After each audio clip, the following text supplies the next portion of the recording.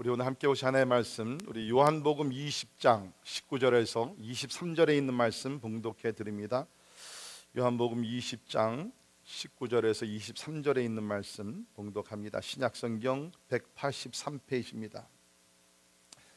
이날 곧 안식 후 첫날 저녁 때에 제자들이 유대인들을 두려워하여 모인 곳에 문들을 닫았더니 예수께서 오사 가운데 서서 이르시되 너희에게 평강이 있을지어다. 이 말씀을 하시고 손과 옆구리를 보이시니 제자들이 주를 보고 기뻐하더라. 예수께서 또 이르시되 너희에게 평강이 있을지어다. 아버지께서 나를 보내신 것 같이 나도 너희를 보내노라. 이 말씀을 하시고 그들을 향하사 숨을 내쉬며 이르시되 성령을 받으라. 너희가 누구의 죄든지 사하면 사하여 질 것이요 누구의 죄든지 그대로 두면 그대로 있으리라 하시니라. 아멘. 우리 오늘 2000년 전 죽음의 권세를 이기시고 부활하신 예수님의 부활절을 기념하면서 함께 모여 예배를 드리고 있습니다. 예수님의 부활은 기독교의 기초, 파운데이션, 그리고 기둥, 필러가 되면서 그야말로 모든 것의 중심이 되는 것이 예수님의 부활인 줄 믿습니다. 다시 말해서 예수님의 부활을 뺀 기독교는 존재할 수가 없다는 것입니다. 그렇기 때문에 신약 27권 전체를 보게 되면 어느 곳에서든지 다 예수님의 부활을 증거하고 있다는 것입니다. 얼마 전에 우리 뉴욕에서 우리 리디머 교회를 담임하셨던 우리 티모티 우리 켈러 목사님께서 부활에 대해서 이런 말씀을 하셨습니다. 제가 이제 영어를 읽겠습니다. 그래야 좀 더 뜻이 잘 전달이 되기 때문에 If Jesus rose from the dead, then you have to accept all that he said. If he didn't rise from the dead, then why worry about any of what he said? The issue on which everything hangs is not whether or not you like his teaching, but whether or not he rose from the dead. 짧게 말씀드리면 예수님의 우리가 말씀을 참 좋은 말씀도 있지만 그것을 우리가 믿고 안 믿고가 중요한 것이 아니라 더 중요한 것은 예수 그리스도께서 죽음에서 사셨는가, 부활하셨는가, 그것이 우리 신앙의 핵심이다 라고 이야기를 하고 있습니다. 여러분 사실 그렇습니다. 예수님의 부활의 사건은 그냥 예수님 한 분에게만 일어난 것이 아니라 온 세상의 인류 역사를 바꿔놓은 것이 부활의 사건인 줄 믿습니다. 예수님이 부활하기 전까지는 사람들에게는 모든 것이 다 죽음으로 끝나는 것이었습니다. 그러나 예수께서 죽음에서 부활하시고 그 예수님께서 말씀하시기를 나는 첫 열매라. 다시 말해서 두 번째, 세 번째 계속해서 예수를 따라오는 사람들 뭡니까? 예수님이 부활하신 것 같이 우리도 부활하게 된다고 약속을 하고 있습니다.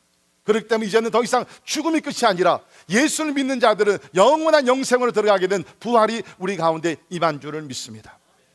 저는 오늘 말씀을 통해서 예수님께서 부활을 하셨는데 부활하시고 나서 12명의 제자들 있지 않았습니까? 제자들에게 첫 번째로 나타난 그 사건, 그 현장으로 우리가 한번 돌아가서 예수님께서 어떠한 일을 하셨는지, 그리고 예수님께서 제자들을 만나서 어떤 말씀을 하셨는지 두 가지를 살펴보도록 하겠습니다. 우리 먼저 19절을 잠깐 보시기를 바랍니다. 이날 곧 안식 후 첫날 저녁, 그러니까 오늘날로 얘기하게 되면 주일날 저녁을 얘기하는 것이죠. 예수님께서 금요일날 십자가에 달려 죽으셨고 3일 후, 오늘날로 얘기하면 주일날, Sunday morning, 주일날 아침 새벽에 주님께서 부활을 하셨습니다. 그 첫째 날 저녁 때에 제자들이 유대인들을 두려워하여 모인 곳에 문들을 닫았더니 예수께서 오사 가운데 서셨다라고 얘기하고 있습니다. 자, 우리 오늘 이 말씀을 통해서 먼저 예수님께서 행하신 세 가지의 일을 간단히 보도록 하겠습니다. 예수님은 무엇보다도 닫힌 문을 통과해서 제자들에게 오셨다는 것입니다. 문이 닫혀 있었습니다. 제자들이, 유대인들이 두려워가지고 문을 꼭 닫고 있었습니다. 근데 예수님께서는 문을 열 필요도 없었고 문을 열어달라고 얘기할 필요도 없었고, 이제는 예수님께서 부활하신 몸으로 시간과 공간의 제한을 받지 아니하는 부활의 몸은 몸인데, 우리와 같은 몸은 몸인데 부활하신 몸입니다. 그래서 아무것도 제재를 받지 않게 됩니다. 그러니까 예수님께서 문이 꽉 닫혀 있었는데 그거를 뚫고 들어가셨다는 것입니다. 이것이 부활하신 예수님의 모습을 여기서 보게 됩니다. 그러면 보통 사람들이 얘기하는 예수님께서 어떤 ghost, 유령이었나? 절대로 그렇지 않죠. 왜냐하면 유령은요, 이 영은 몸이 없습니다. 근데 예수님께서 누가복음 24장 39절을 보면 내 손과 발을 보고 나인 줄 알라. 또 나를 만져보라. 영은 살과 뼈가 없으되 너희 보는 바와 같이 나는 있느니라. 영은요 살과 뼈가 없습니다. 근데 예수님은 부활하신 몸, resurrected body, 그 부활하신 몸이 있었기 때문에 손과 발이 있으셨고, 예수님 식사도 하셨고, 그런 것을 우리가 보게 된다는 것입니다. 문이 닫혀 있었지만 예수님은 부활하신 몸으로 그 닫힌 문을 통과하셔서 제자들에게 가셨다는 것입니다. 이것은 우리에게 어떤 축복이 되고 의미가 있는가? 예수님이 부활하신 예수님께서 들어가시지 못할 곳이 없다는 것입니다. 예수님은 원하시면 어디든지 들어갈 수가 있다는 것입니다. 지금 우리 북한 땅에 그야말로 그 복음의 문이 꽉 닫혀 있습니다. 그런데도 불구하고 예수님은 그곳에 들어가셔서 많은 사람들에게 부활의 증거를 보이시기 때문에 그 땅에 한 20만 명의 크리스찬들이 있다고 합니다. 할렐루야. 부활의 주님께서 못 가실 곳이 없다는 것입니다. 아무리 이슬람권에서 복음의 문을 확 닫고 있지만 예수님은 그 가운데서도 들어가셔서 선교사들이 못 들어가는 그 지역에도 주님께서 들어가셔서, 아마 여러분 많이 들으셨겠지만 꿈의 환상 가운데 부활하신 예수님께 나타나셔서 저들에게 복음을 전하시며 예수 믿게 되는 사람들이 많이 있다고 우리가 지금 듣고 있습니다. 부활하신 예수님은 사람들이 아무리 문을 닫아둔다 할지라도 그곳으로 들어가셔서 구원의 은총을 베푸시는 하나님이신 줄을 믿습니다. 우리 구약에 보면 우리가 좋아하는 말씀이 나오죠. 시편 139편에 보면 내가 주의 영을 떠나 어디로 가며 주의 앞에서 어디로 피하리이까? 내가 하늘에 올라갈지라도 거기 계시며 수월에 내 자리를 펼지라도 거기 계시나이다. 내가 새벽 날개를 치며 바다 끝에 가서 거주할지라도 거기서도 주의 손이 나를 인도하시며 주의 오른손이 나를 붙드시리이다. 아멘. 여기 보시면 하늘로 가더라도, 바다 깊은 곳을 가더라도 하나님을 떠날 수가 없다. 하나님은 어디든지 계시다는 것입니다. 무엇 때문에? 주의 손이 나를 인도하시며 주의 오른손이 나를 붙드시리이다. 아멘. 하나님은 우리가 뭘 하는지 그게 아니라 어떻게 살아도 우리 가운데 오셔가지고 우리를 인도해 주시고 우리를 붙들어 주시기 위해서 예수 그리스도께서는 우리가 가는 곳에 어디든지 함께 하심을 믿습니다. 예수님은 하늘로 승천하시기 전에 이 말씀을 마지막으로 남기시고 또한 승천하셨습니다. 볼지어다 내가 세상 끝날까지 너희와 항상 함께 있으리라 하시니라. 얼마나 위로가 되는 말씀입니까? 볼지어다 and surely I am with you. 내가 너희들과 끝날까지 어떤 어려움과 고통과 시련과 환난이 있다 할지라도 주님께서 끝날까지 우리와 항상 함께 하시겠다고 말씀해 계십니다. 혹시 여러분들 가운데 예수를 안 믿겠다고 오늘 교회 나오시긴 했지만 할 수 없이 끌려 나오신 분들도 없지 않으실지 모르겠습니다. 여러분 기억하시길 바랍니다. 여러분이 아무리 내가 예수를 거절하고 예수님을 떠나겠다고 믿지 않겠다고 마음의 문을 꽉 닫는다 할지라도 예수님이 원하시면 그 마음의 문을 열고 예수님 들어갈 수 있다는 것이에요. 성경에 보면 사울이라는 청년이 나오게 됩니다. 이 사람은 원래도 예수를 믿지 않았습니다. 예수님을 부인했습니다. 부인할 뿐만 아니라 예수를 믿는 사람을 잡아가지고서 감옥에 집어넣으면서 온갖 핍박을 다 했던 사람입니다. 그러나 하루는 예수님께서 저의 마음에 찾아와 주셨습니다. 빛으로 임하여 주셨습니다. 그래서 그는 예수 그리스도 앞에서 무릎을 꿇었던 것을 사도행전 9장에서는 우리 보게 된다는 것입니다. 여러분이 하나님 못 이깁니다. 하나님께서 원하시면 여러분의 마음의 문을 여시고 주님께서 그 가운데 들어오실 줄을 믿습니다. 그런데 하나님께서 더 원하시는 것은 하나님께서 강제적으로 들어올 수 있지만 그거보다는 우리가 마음의 문을 열고 예수님을 영접하는 것을 하나님께서는 더 원하신다는 것입니다. 두 번째 보면 예수님께서 하신 일이 무엇인가? 두려워하고 있는 제자들을 위로해 주셨다는 것입니다. 오늘 19절을 보면 제자들이 함께 모여서 유대인들을 두려워했다. 그 이유가 무엇입니까? 이 유대인들이 예수를 십자가에 못 박아 죽게 했거든요. 예수가 하나님의 아들이라 그러니까 그 유대인들은 하나님의 아들이 그야말로 와서 그 병든 자를 고치고 이방인들을 구원하고 안식일에 기적을 행하고 특별히 그 메시아가 연약한 섬기는 종으로 오신 것을 받아들일 수가 없었습니다. 그래서 결국에는 이 예수를 유대인들이 십자가에 못 박게 죽게 했는데, 그래서 이제 선생님이 죽으셨으니까 그 다음에는 우리가 아닌가, 그래가지고 저희들이 모여가지고 두려워하고 있었다는 것입니다. 그런데 예수님께서 저들 가운데 오셔서 저들의 민믿음 없는 것을 책망하시기보다는 제가 조금 이따 말씀드리겠지만 여러 말씀으로 저들을 위로해 주셨다는 것입니다. 저는 항상 두려워하는 제자들, 특별히 우리가 부활절 사건을 보게 되면 어디에 가든지 사람들은 처음엔 다 두려워했습니다. 그런데 우리 부활하신 주님께서 인자한 모습으로 찾아가셔서 저들을 위로해 주신 그 아름다운 모습을 볼 때 참 항상 은혜가 되는 귀한 말씀. 왜 그렇습니까? 여러분과 제가 사는 지금 이 시대 얼마나 두려운 세상에서 우리가 살고 있습니다. 저는 아침에 일어나서 새벽 기도를 마치고 이제 CNN 뉴스를 인터넷 들어가서 열어보는데 항상 제가 클릭을 할 때마다 제 마음속엔 두려운 마음이 있어요. 오늘은 또 어떤 뉴스가 또 나올까? 어떤 사건들이 터졌을까? 우리 또 미국 안에서 어떤 총기 사건으로 또 얼마나 사람들이 죽었을까? 아이시스 테러를 통해 가지고서 어떤 사건이 전 세계에서 터졌을까? 그런 마음이 또 요새는 여러분이 아시듯 미투 무브먼트라는 것이 있어가지고서 성적인 일로서 참 그야말로 대한민국도 그렇고 미국도 그렇고 참 얼마나 복잡하고 힘든 두려운 일들이 얼마나 많이 일어나고 미래에 대한 두려움이 있습니다. 경제에 대한 두려움이 있습니다. 우리 자녀들의 미래에 대한 두려움이 우리 모두 부모들에게 있다고 생각이 됩니다. 건강에 대한 걱정, 의심도 우리에게도 있습니다. 우리에게 두려운 것이 얼마나 많이 있습니다. 특별히 남자들에게는 아내에 대한 두려움도. 두려움 끝날 일이 없다는 것이에요. 그러나 오늘 말씀을 보게 되면 두려워하는 사람들 주님께서 버려두시 아니하고 책망치 아니하시고 주님께서 인자한 모습으로 오셔서 위로해 주신 모습을 보게 됩니다. 우리 성경에 보게 되면 두려워하지 말라는 말이 상당히 많이 나오게 되죠. 우리 신명기 20장 1절을 보면 우리 같이 한 목소리 읽겠습니다. 시작. 내가 나가서 적군과 싸우려 할 때에 말과 병거와 백성이 너보다 많음을 볼지라도 그들을 두려워하지 말라.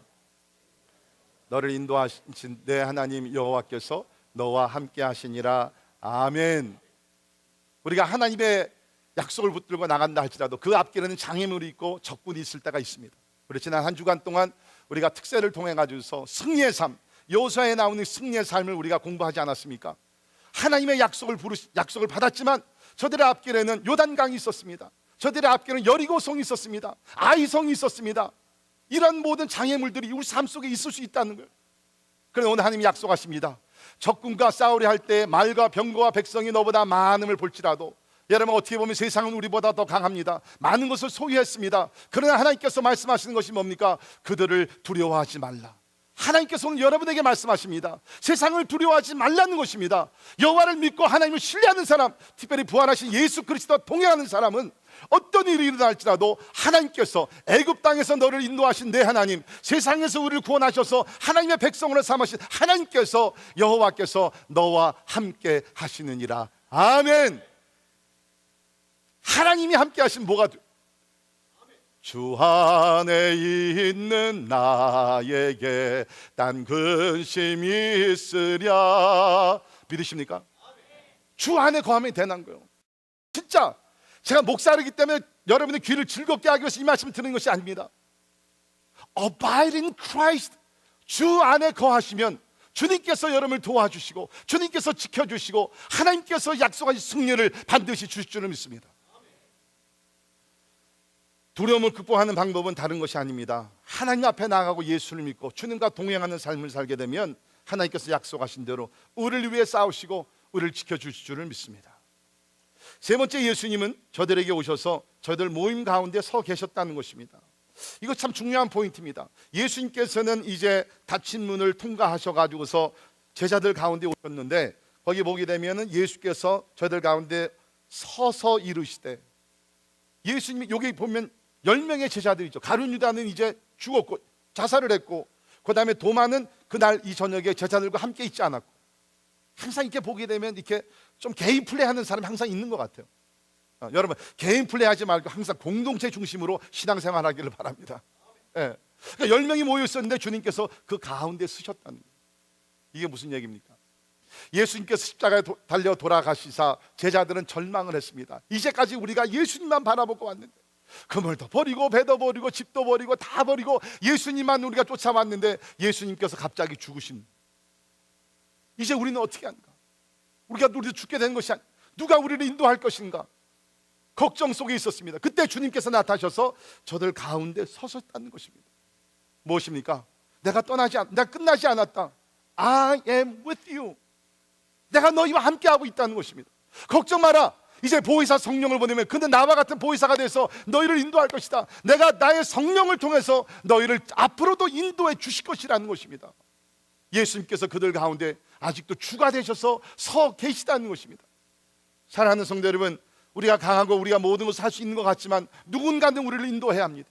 누군가는 우리를 지켜주셔야 됩니다. 누군가는 우리에게 지혜를 주셔야 됩니다. 그분이 바로 부활하신 예수님이신 줄 믿습니다. 우리가 육신의 눈으로 볼 수 없고 육신으로 지금 우리 가운데 거하시지 않지만 예수님 부활하셔서 우리 가운데 계시다는 것이에요. 저는 진짜 가끔요, 목사에서가 아니라 하나님 없이, 예수님 없이 살아가는 가정들을 보게 되면 옆에서 볼 때 참 걱정이 많이 돼요. 우리는 크고 작은 일이 생기게 되면 주님 앞에 나가 엎드려 기도하면 하나님께서 기도를 응답하시고 인도하시고, 진짜 요한복음 10장 10절에 있는 말씀 그대로 우리에게 생명을 주시고 풍성한 삶을 주시는데, 참 예수를 모시지 않고 사는 가정들은 어떻게 살아갈까? 그런 생각이, 염려가 제가. 그런데 오늘 말씀 가운데 우리에게 주시는 그 위로와 약속은 뭡니까? 예수를 믿는 그 가정 가운데 우리 주님께서 서서 계시다는 것입니다. 예수를 고백하는 그 교회 가운데 예수 그리스도께서 중심이 되셔서 교회를 이끌어가고 계시다는 것입니다. 할렐루야. 이것이 우리의 소망이요, 이것이 우리의 힘인 줄을 믿습니다. 사랑하는 성도 여러분, 여러분의 가정에 예수님을 모시고 주님이 인도하시는 방향으로 나아갈 길을 간절히 바랍니다. 우리 교회가 항상 하나님을 섬길 때마다 다른 것 바라보지 마시고, 누구를 보지도 마시고, 우리 가운데 계시는 예수님만 바라보며 예수님의 인도하심에 따라 순종하며 나갈 때 하나님의 뜻이 이루어지게 될 줄을 믿습니다. 이렇게 예수님께서는 닫힌 문을 통과해서 저들 가운데 들어오셨고, 두려운 자들에게 주님께서 위로도 주셨고, 뿐만 아니라 저들 모임 가운데 쓰셔서 아직도 저들의 인도자, 주인, 왕이 되신 것을 선포해 주셨다는 것입니다. 자, 그러면서 이제 우리 오늘 말씀 보게 되면 주님께서 제자들에게 이렇게 인자하게 오셔서 말씀을 하십니다. 세 가지 말씀을 하시는데 그 가운데 우리가 세 가지 선물을 찾아볼 수가 있습니다. 첫 번째, 주님 무슨 말씀하셨습니까? 19절 하반절을 보면 예수께서 오사 가운데 서서 이르시되 너희에게 평강이 있을지어다. 너희에게 평강이 있을지어다. 여러분, 저 같으면요, 제가 만약에 예수님이었다면 나타나서 첫 마디가 아마 책망을 했을 것 같아요. 야, 이놈들아, 내가 분명히 죽은 후에 부활한다 그랬는데 왜 내가 십자가에 달려 죽을 때 너희들 아무도 내 곁에 있지 않았니? 왜 다 도망을 했니? 왜 지금도 너희들이 두려워하고 있느냐? 분명히 내가 여러 번 얘기를 했는데 왜 내 말을 잊어버리고 두려움 속에 책망할 것 같은데 주님 그렇게 안 하셨어요. 주님께서는 저들을 위로하시면서 평강이 있을지어다. 여러분, 자녀들에게도요, 책망은 필요합니다. 책망을 너무 아끼지 마세요. 그러나 책망할 때도 타이밍이 필요하다는 거예요. 적절한 타이밍이 중요하다는 거예요. 자녀가 너무 힘들고 어렵고 낙심될 때는요, 거기다가 책망까지 하게 되면요, 완전히 그 인격체를요, 완전히 넘어뜨리는 일이 됩니다. 우리 예수님이 아셨기 때문에 지금 제자들의 마음이 두려움과 떨림으로 약해져 있거든요. 그러니까 주님께서 먼저 하신 말씀은 너희에게 평강이 있을지어다. 자, 그러면 예수께서 말씀하신 평강은 어떤 평강을 놓고 이야기합니까? 첫 번째는 무엇보다도 하나님과의 평강을 얘기하셨습니다. Peace with God. 하나님과의 평강. 자, 성경은 이렇게 얘기합니다. 죄를 범함으로 우리가 하나님과 원수가 되었다. 우리 여러분, 우리가 죄는요, 우리가 죄를 범하고서 끝나는 것이 절대로 아닙니다. 죄에 대한 것은 반드시 결과가 있는데, 컨시퀀스가 있는데, 그 큰 결과 중에 하나가 뭐냐면 하나님과 우리가 원수가 되었다. 아담과 하와가 죄를 범하고 나서 그 후로 태어난 모든 인간들은 우리가 범하는 죄뿐만 아니라 원죄를 통해서 하나님과 원수가 되었어요. 근데 하나님은 사랑이시기 때문에 원수로서 남아있기를 원치 않으셨습니다. 하나님께서 이 문제를 해결하기를 원하셨다는 것입니다. 그래서 우리가 로마서 5장 10절에 보면, 우리 같이 한번 읽을까요? 시작. 곧 우리가 원수 되었을 때에 그의 아들의 죽으심으로 말미암아 하나님과 화목하게 되었은즉 화목하게 된 자로는 더욱 그의 살아나심으로 말미암아 구원을 받을 것이니라. 아멘. 우리는 다 죄로 인해서 하나님의 원수가 되었습니다. 그런데 하나님께서 원수의 문제를 해결하시기 위해서 독생자 예수 그리스도를 보내셨고, 그 죄의 문제를 그리스도의 죽음을 통해서 해결해 주심으로 우리는 하나님과 화목될 수 있다는 것입니다. 여러분, 우리가 누구랑 원수 관계를 가지고 지낸다는 것이 얼마나 우리를 불편하게 합니까? 그렇지 않습니까? 혹시 여러분들 뭐 지금은 아니겠지만 그 과거에 누구랑 사이가 안 좋았어요. 뭐 친구랑 이렇게 오래 사귀다가 어떤 일로 인해 가지고서 뭐 원수가 되었어요. 아니면 개모임을 하다가 뭐 누가 그냥 빵꾸를 내 가지고서 그냥 해가지고 원수가 되었어요. 뭐 우리가 보게 되면 그 원수를 만들었을 때 얼마나 불편합니까? 그렇지 않습니까?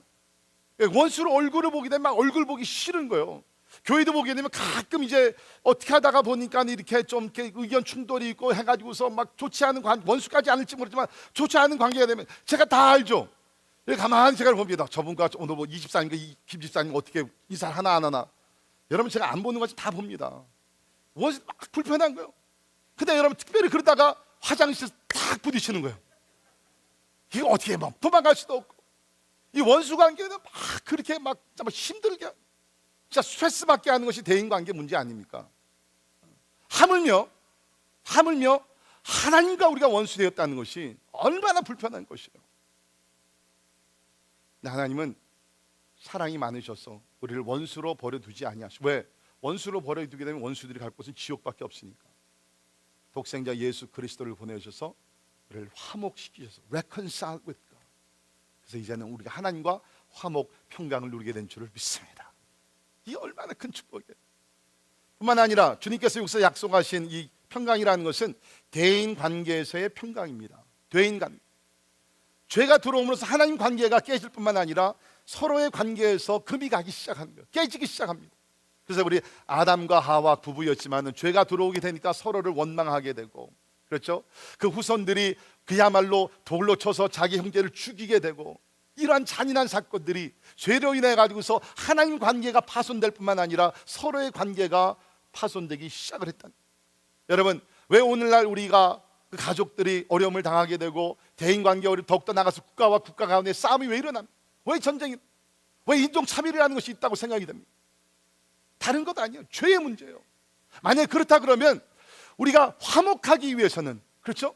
평강을 누리기 위해서는 뭡니까? 예수 그리스도 안에서 주님께서 주시는 그 용서함을 받아야 될 줄을 믿습니다.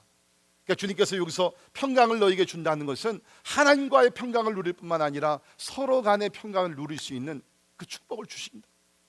우리 갈라디아 3장 28절에 보면 이런 말씀이 있습니다. 너희는 유대인이나 헬라인이나 종이나 자유인이나 남자나 여자나 다 그리스도 예수 안에서 하나이니라. 여러분, 유대인이나 헬라인은 이방인입니다. 하나가 될 수 없는 사람들입니다. 상종도 안 했습니다.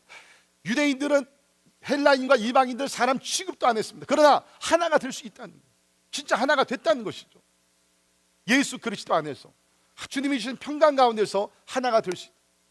종이나 자유인이나, 우리 한국으로 얘기하면은 옛날 양반이나 쌍놈이나 어떻게 하나가 되어서 하나님을 사랑으로 섬기며 우리가 예배할 수 있습니까?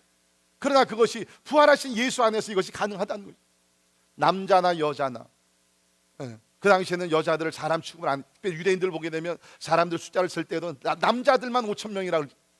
그런데도 예수 그리스도가 오심으로 인해서 평강을 주심으로 해서 남자와 여자 사이에 있던 높은 벽, 그 유대인과 이방인들 사이에 있던 그 엄청난 높은 벽이 다 허물어지고 예수 안에서 하나가 될 수 있는, 화목할 수 있는 축복의 길을 열어주신 줄을 믿습니다. 바로 그예요. 혹시 여러분들 가운데 부부의 관계가 좀 요새 좀 원만하지 않습니까? 부모와 자녀의 관계가 좀 이렇게 거리감이 있습니까? 또 누구와 누구의 문제가 있습니까? 여러분, 사람의 사랑과 사람의 어떤 생각으로는 불가능하지만 예수님이 주시는 평강을 주실 때에 우리는 서로 용서하고 서로 용납하며 하나가 되게 될 줄을 믿습니다. 그 다음에 여기서 또 한 가지 주님께서 이 평강을 주신 것은 나 자신과의 평화라는 것입니다. 나 자신과의 평화. 어떤 면에서 우리가 가장 필요로 하는 것이 내 자신과의 평화가 아니겠습니까? 혹시 어저께 밤에 여러분들 잠을 좀 잘 못 주무신 분들, 마음의 불안감, 마음의 갈등, 두려움, 더욱더 나가서 어떤 죄책감, 이런 것들 때문에 오늘날 사람들이 정신적으로 얼마나 어려움을, 고통을 많이 당하고 있습니까? 내 주님께서 너희에게 평강이 있을지어다. 이 말씀은 자신과의 평화를 주님께서 약속해 주십니다. 특별히 제자들을 보게 되면 예수님께서 나타나셨을 때에 참 두려웠다고. 유대인들을 두려워할 뿐만 아니라 예수님께서 나타나셨을 때는 그 예수님 보기가 민망했을 거죠. 왜? 예수님께서 3년 반 동안 데려다니면서 훈련을 시키셨고 십자가의 죽음과 부활에 대해서 여러 차례 말씀을 해주셨는데도 불구하고 예수님이 절대적으로 필요할 때 제자들은 예수를 버리고 다 도망을 갔잖아요. 그런데 예수님께서 다시 나타나셨어요. 얼마나 부끄러웠겠어요. 얼마나 양심의 가책을 받았겠습니까?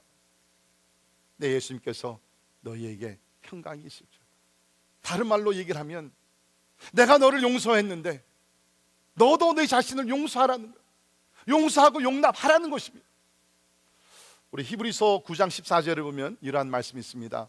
하물며 영원하신 성령으로 말미암아 흠없는 자기를 하나님께 드린 그리스도의 피가 어찌 너희 양심을 죽은 행실에서 깨끗하게 하고 살아계신 하나님을 섬기게 하지 못하겠느냐. 이 문맥을 보게 되면 구약의 제사와 예수 그리스도의 제사를 놓고 비교를 하고 있습니다.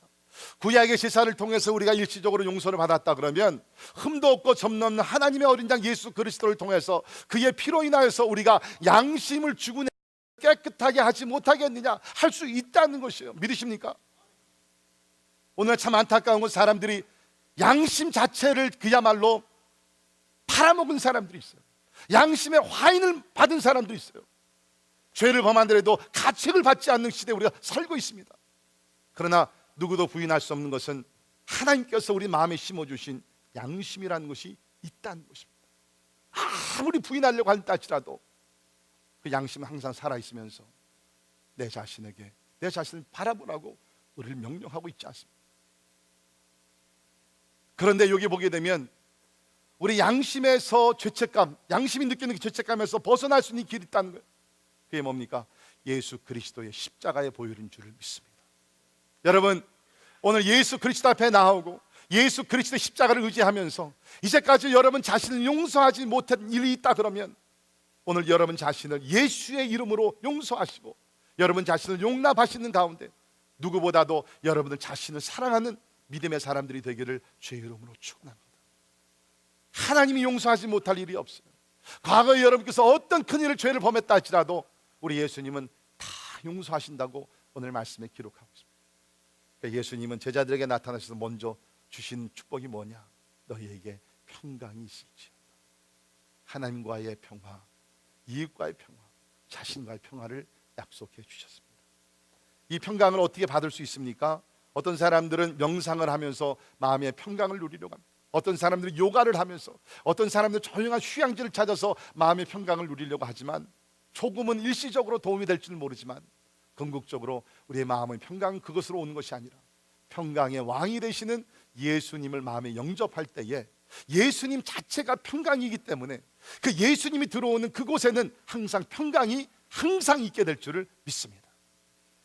요한복음 14장 27절에 보면 평안을 너희에게 끼치노니 곧 나의 평안을 너희에게 주노라. Do you see?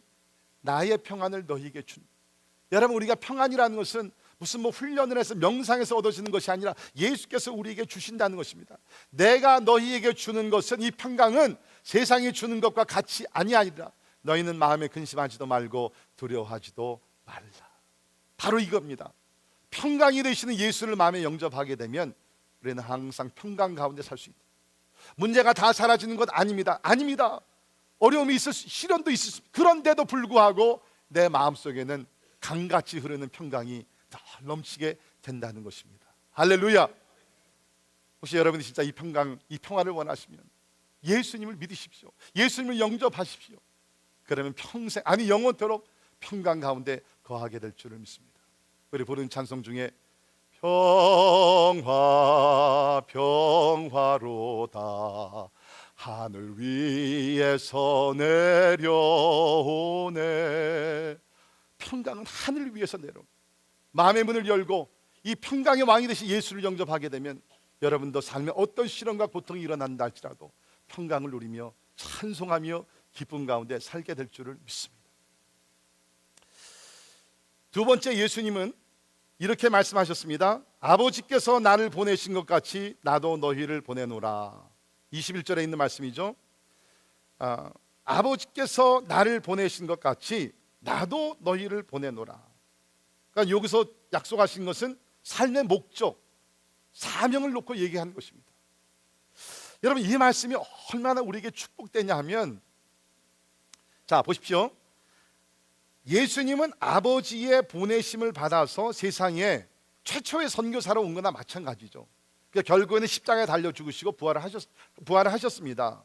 근데 아버지께서 나를 보내신 것 같이 나도 너희를 보내노라.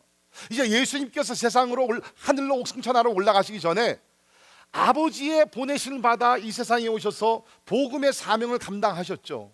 그런데 이제 하늘로 올라가시면서 이제 그 사명을, 아버지께로부터 받은 사명을 내가 너희에게 준다는, 여러분 이것이 얼마나 큰 특권입니까? 예수님밖에 할 수 없는 그러한 거룩한 일을, 물론 우리가 예수가 십자가 죽을 필요는 없죠. 죽을 수도 없고. 그런데 복음 전하는 일을 이제는 다른 천사들도 흠모하는 그 일을 너희들에게 주겠다는 거예요. 제가 이렇게 한번 설명을 드리고 싶습니다. 혹시 여러분께서 뭐 오랫동안 연구를 했다든지 아니면 사업을 했다든지 그래서 뭐 큰 일을 이렇게 일구셨어요. 큰 사업가가 돼서 근데 이제 나이가 돼서 은퇴하게 됩니다. 후계자를 세웁니다.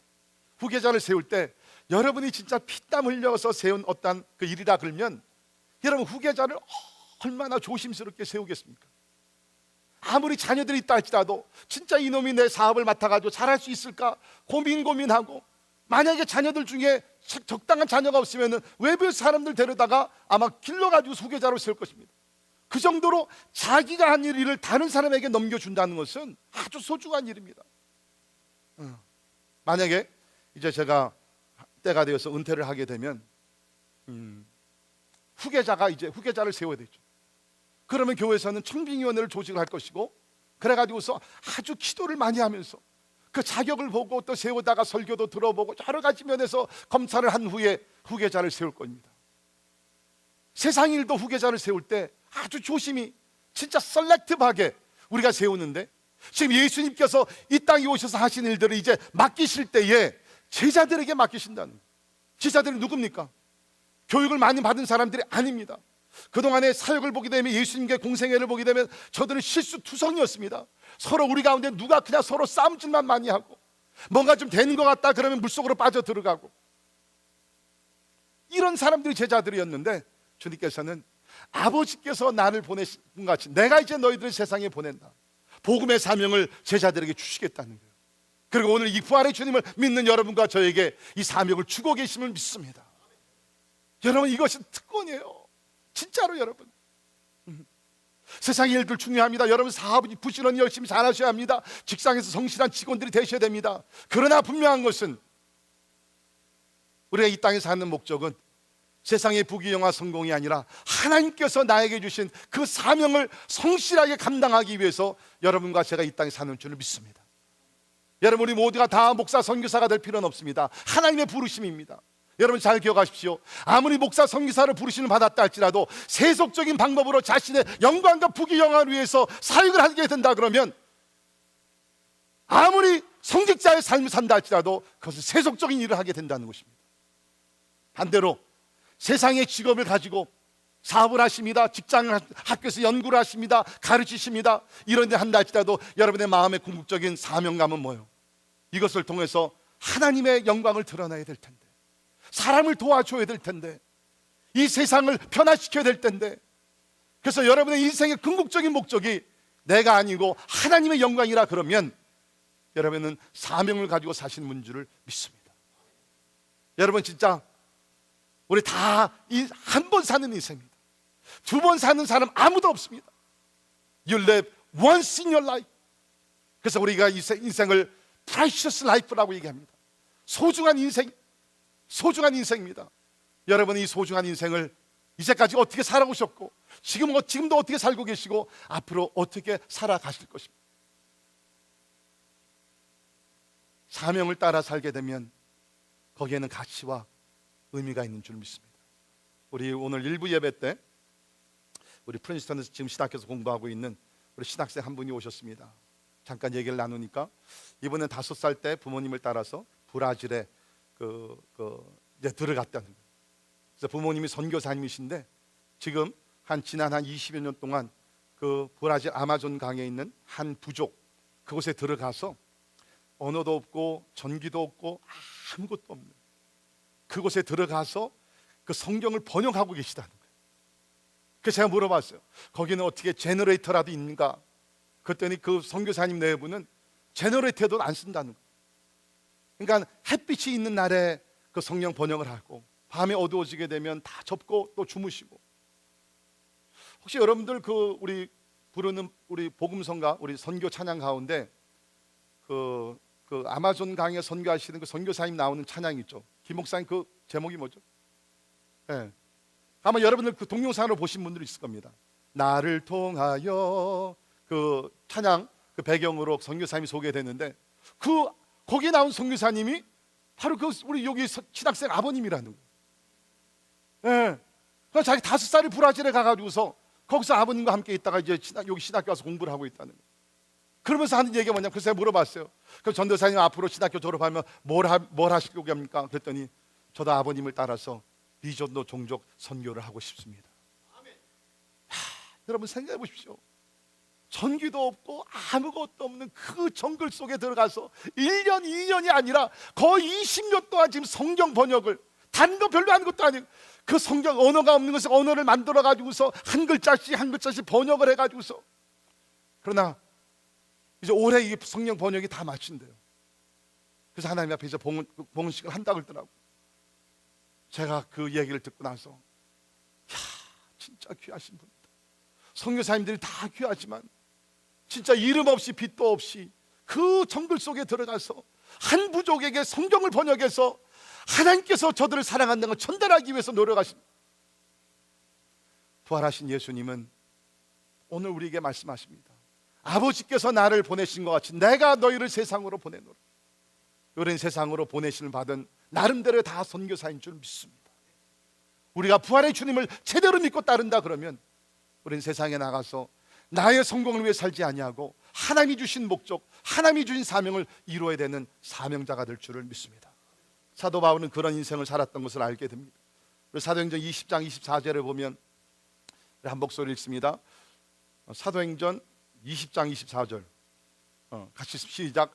내가 달려갈 길과 주 예수께 받은 사명 곧 하나님의 은혜의 복음을 증언하는 일을 마치려 하면은 나의 생명조차 조금도 귀한 것으로 여기지 아니하노라. 아멘.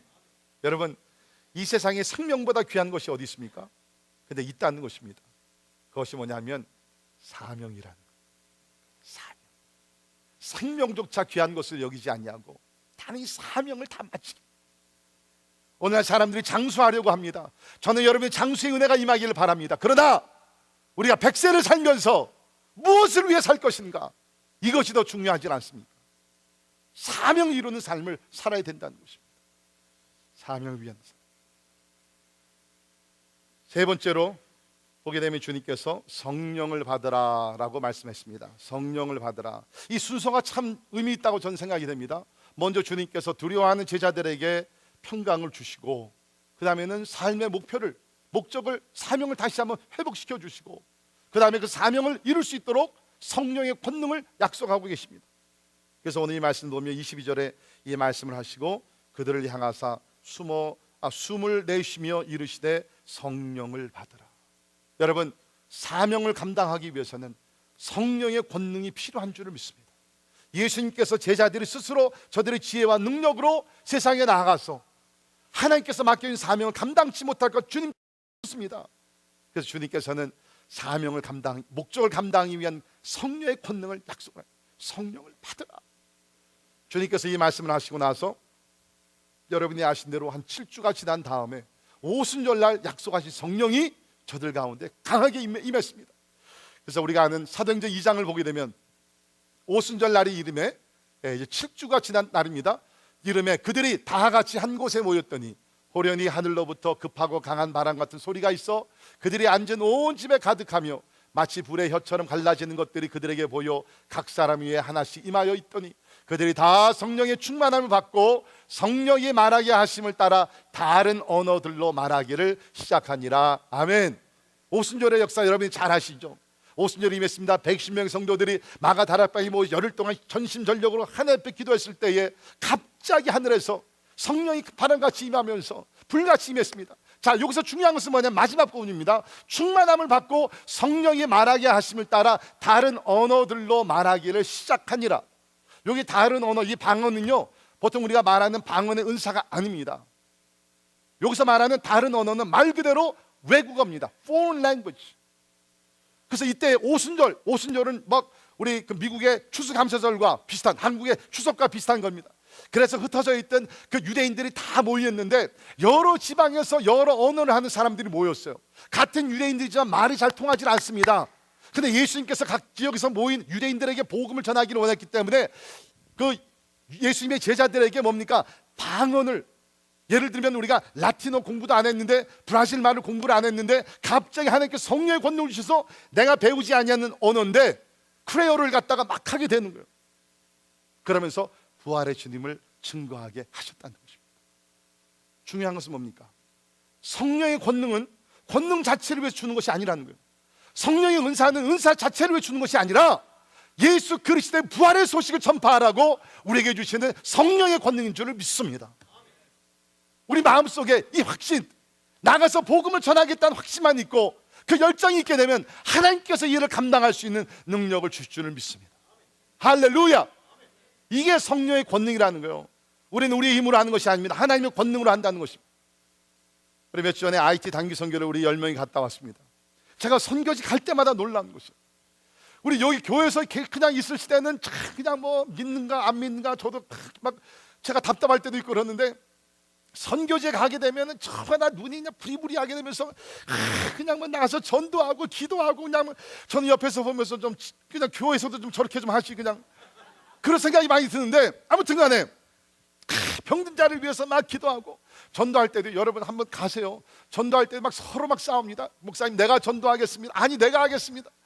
이번에 우리 이승훈 집사님과 같은 팀이었는데 집사님이 자꾸 그냥 내 기회를 다 뺏어가려고 하는 거예요.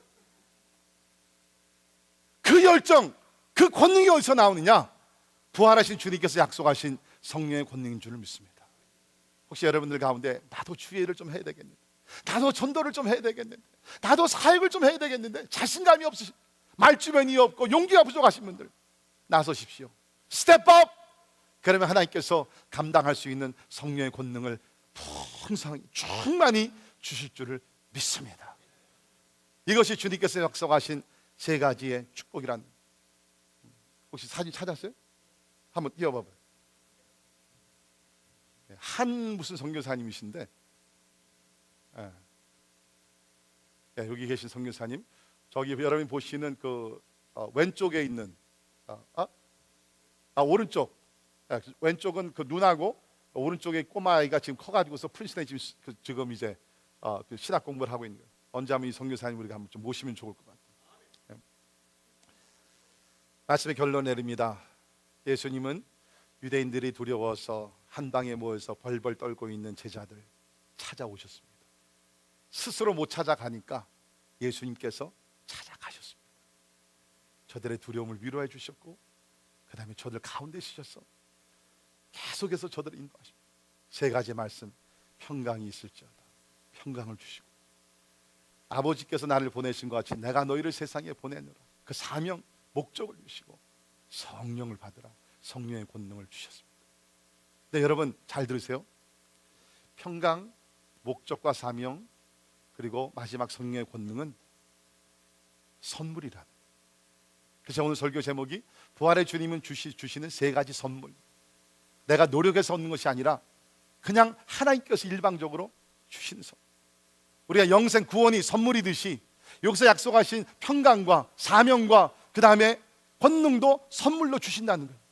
그러니까 오늘도 여러분께서 마음의 문을 열고 주님을 바라보고 주님을 믿고 주님을 영접하고 주님을 향하는 마음만 있으면 주님께서 오늘 하늘의 문을 여시고, 주님께서 오늘 우리를 찾아오셔서 두려운 마음의 평강을 주시고, 삶의 방향을 잃은 사람들에게 삶의 목적과 사명을 주시고, 연약한 자들에게 성령의 권능을 주셔서 이 땅을 정복하며 하나님의 나라를 세워가는 주님의 일꾼으로 세워주실 줄을 믿습니다. 기도하겠습니다. 오 주님 감사합니다. 예수님은 하나님의 아들로 이 땅에 오셔서 예언된 그대로 가난한 자들에게 복음을 전하며 병든 자를 고치시고, 결국에는 모든 죄인들을 위하여서 그 죄를 다 짊어지시고 십자가에 달려 죽으셨습니다. 사람들은 다 끝났다고 생각했습니다. 십자가에 못 박은 사단 마귀도 승리의 개가를 불렀을 것입니다. 그러나 주님, 성경에 기록된 대로 또 말씀하신 대로 3일 만에 죽음의 권세를 이기시고 예수님 부활하셨습니다. 그리고 막달라 마리아에게 그날 아침에 보이시고, 또 그날 저녁에는 이렇게 오늘 제자들에게 보이시고, 또 우리가 고린도전서 15장에 있는 말씀 그대로 500여 형제들에게 동시에 보이시고 부활의 증거를 보이신 살아계신 예수 그리스도임을 믿습니다. 하나님 아버지, 그 예수님 오늘 우리에게 성령으로 찾아오시면서 하나님이여 참 두려워하는 마음을 위로하여 주시고, 우리에게 평강이 있을지어다 라고 말씀하심을 믿습니다. 마음의 걱정, 의심, 두려움, 절망, 특별히 하나님 관계가 온전히 이루어지지 못하신 분들, 오늘 예수 그리스도를 통해서 하나님과 화목하게 하여 주시옵소서. 또 이 평강은 서로와의 대인관계의 평화라고 말씀하셨습니다. 하나님 가정에서 이 평강이 이루어질 수 있도록 도와주시옵소서. 우리 교회에서 이 아름다운 화목이 이루어지게 하여 주시옵소서. 우리가 가는 곳곳마다 우리를 통해서 원수된 사람들이 화목게 되는 화목의 열매를 맺을 수 있도록 은혜 베풀어 주옵소서. 하나님 감사합니다. 우리에게 삶의 목적을 주시고 목적을 감당할 수 있는 권능을 성령을 통해서 우리에게 주심을 믿습니다. 오늘 부활주의를 맞이할 주님 앞에 나온 자들에게 이 평강을 주시고 이 삶의 목적을 주시고 하나님이여 성령의 권능으로 덧입혀 주시옵소서. 예수님 이름으로 간절히 기도하옵나이다. 아멘. 우리 다 일어나셔서 우리 같이 찬양하십니다.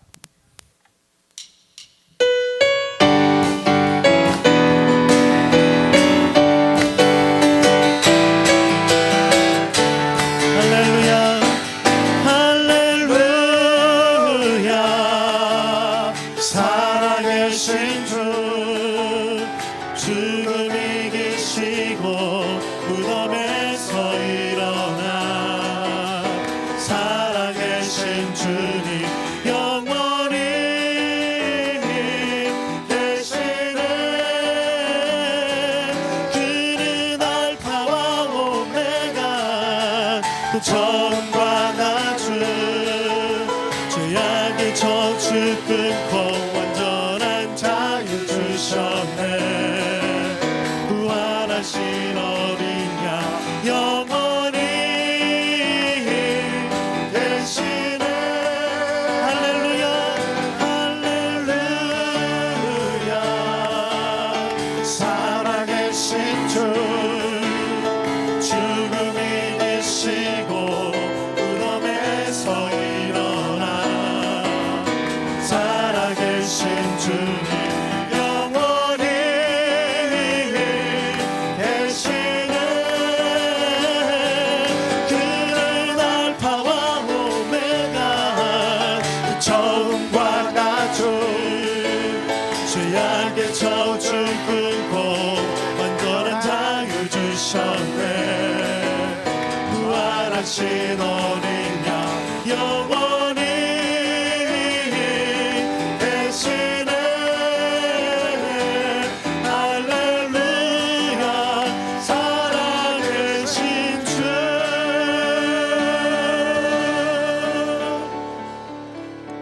기도하겠습니다. 이 시간 우리 통성으로 한번 기도하실 때 하나님은 여러분을 사랑하십니다. 제자들은 참 믿음이 부족한 사람들이었죠. 예수님을 3번까지 부인했고 주님께 십자가 달려 죽으실 때 사실은 다 도망을 했던 사람입니다. 그런데도 불구하고 예수님은 인자하시며 긍휼이 많으셔서 저들을 찾아오셔서 이렇게 용서하시고 회복시켜 주시고 저들에게 사명까지 맡겨주신 좋으신 하나님. 여러분, 저는 여러분이 이 날이 여러분의 인생의 새 출발이 되기를 바랍니다. 주님을 바라보며 주 안에 거할 때 예수님을 마음에 영접하면 새로운 인생을 살아갈 수 있습니다. 이제까지 여러분께서 여러분의 힘으로 사셨다 그러면 이제는 부활의 능력이 되시는 예수님을 의지하며 나아갈 수 있기를 바랍니다. 그럼 예수님께서 가장 선한 길로 최선의 삶으로 여러분 인도해 주실 줄 믿습니다. 이 시간 같이 동성으로 기도할 때 이 부활의 주님을 마음에 영접하십니다. 예수님, 내가 마음속에 영접합니다. 주님, 나에게 평강을 주시고 삶에 가치 있는 목적을 주시고 이 일을 감당할 수 있도록 권능도 주시옵소서, 능력도 주시옵소서. 기도하면 선물로 우리에게 주실 줄 믿습니다. 같이 통성으로 잠깐 같이 기도합니다. 고마우신 하나님 아버지, 은혜와 사랑에 감사합니다. 할렐루야. 하나님 아버지, 하나님 아버지, 주님 아버지, 하나님 아버지, 할렐루야. 아버지는 고백하며 나가는 자들과 하나님의 성령을 하시고 주님 아버지는 주시기를 감사드립니다. 할렐루야. 아버지, 할렐루야. 아버지 하나님 생각하시고 주님 아버지 인도해 주시기를 감사드립니다. 하나님 아버지는 주님 아버지 아버지 하나님 아버지 죄악의 저주 끊고 완전한 자유 주셨네. 할렐루야. 아버지 부활하신 어린 양 영원히 되시네.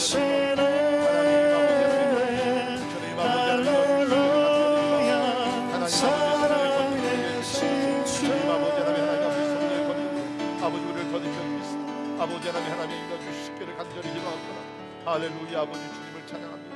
할렐루야. 주님 인도하시고 주님 인도하여 주시옵소서.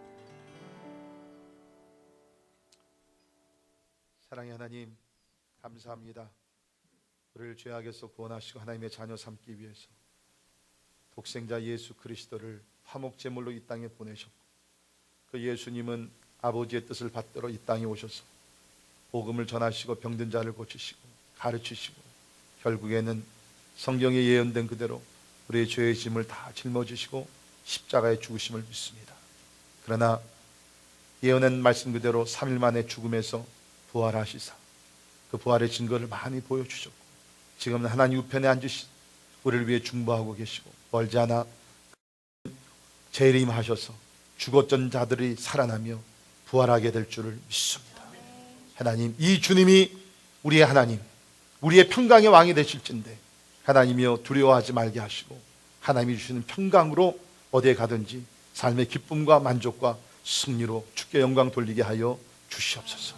지금은 우리 주 예수 그리스도의 은혜와 하나님의 크고 놀라우신 사랑과 성령님의 감화 감동 역사 충만케 하시고 우리를 위해 죽으시고 부활하시고 오늘도 우리를 위해 기도하시는 그 예수님을 붙들고 또 성령님의 권능에 따라 맡겨준 사명을 끝까지 감당하여 주님 앞에 칭찬받고 상급받고 영광 돌리기를 원하는 우리 사랑하는 모든 성도들 머리 위에 지금부터 영원까지 함께 하시기를 주님의 이름으로 간절히 축원하옵나이다.